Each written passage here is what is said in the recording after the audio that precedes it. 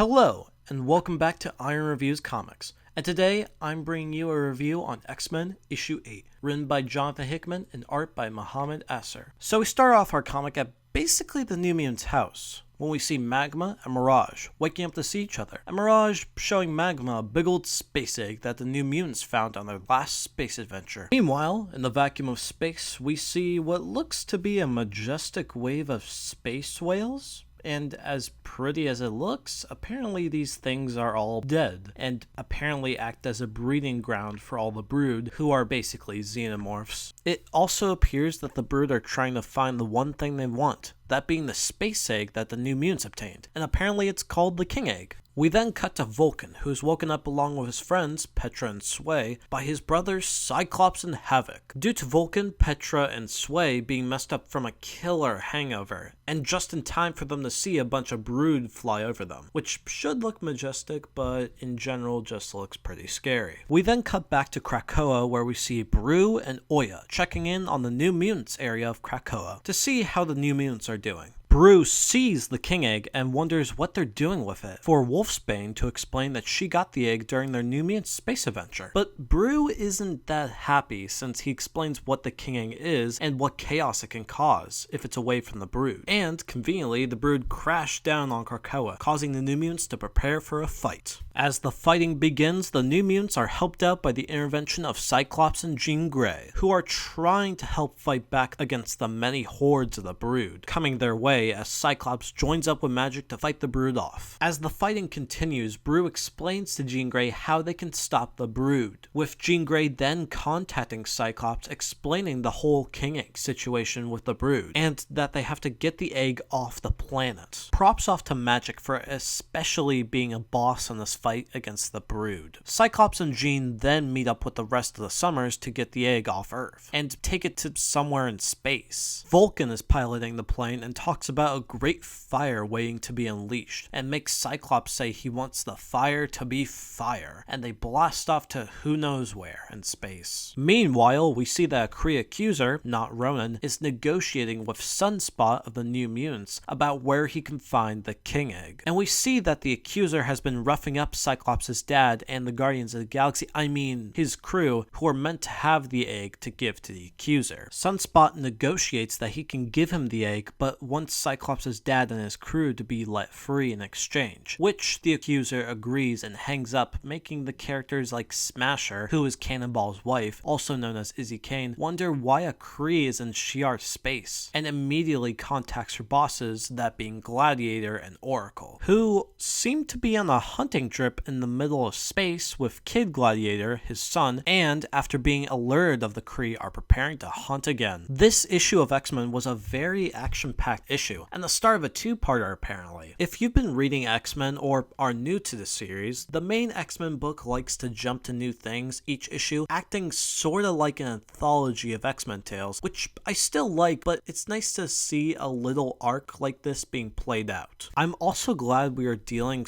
/ paying off with the King Egg from the New Mutants series, and isn't some sort of looming threat throughout the X books. The story and art are good, with my favorites being the Summer family of characters who seemed pretty cool, and I would like to see more of them, especially Vulcan, who seems, well, pretty cool. The New Mutants were cool in this book too, with some of the dialogue working out early on, and also I thought Sunspot was a cool character, but after this issue he seems kinda like a jerk, but still a nice guy, so hey, at least he's still got that going for him. Overall, this was a good book, with plenty of action not to bore you, cool characters, cool story, and great art. I'd give this a 7 out of 10. Glad to see what comes next, and recommend it to people still reading X-Men and interested in X-Men, or just want to find a cool book to read. Hey guys, thanks so much for watching this review. Make sure to like, comment, and subscribe for more Iron Reviews. I'd like to apologize for taking a long while for my reviews, but I'm back, and I hope to keep making more reviews that you guys can enjoy. So, until next time, my friends,